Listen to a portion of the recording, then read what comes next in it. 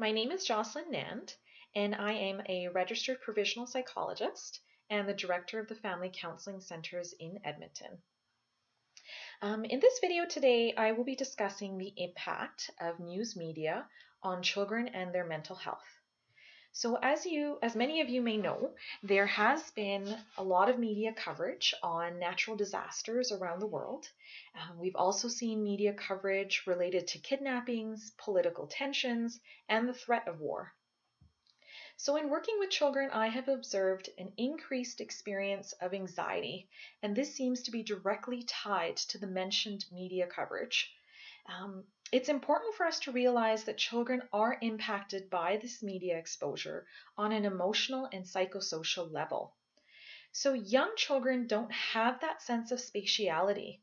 They can rarely understand the concept that these events that have occurred aren't happening in their current location, but somewhere else in the world further away from them.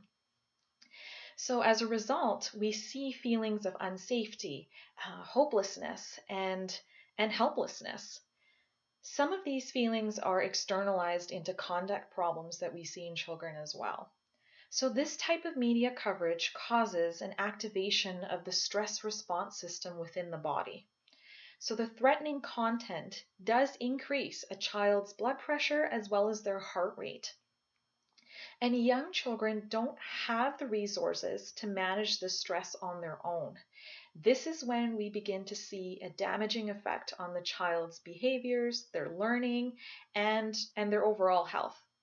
So a young child's developmental stage also limits their ability to describe their symptoms, to communicate their needs or wants, and to even seek assistance. So some symptoms that are commonly seen are difficulty sleeping, nightmares, acting nervous, crying, acting withdrawn, acting aggressively, being frustrated, irritable, or having a desire to sleep with the parent or wanting their parents to be close to them as much as often, nail blighting, difficulty eating, an upset stomach, obsessive thoughts that are actually tied to what they've watched. And these are just some of the symptoms that I've mentioned.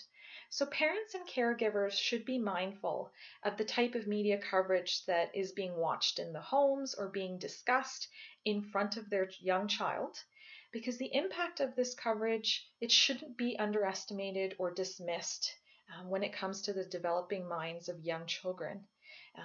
In fact, the long-term studies haven't even been conducted yet. We don't know what the effects are long-term on a young child's developing mind.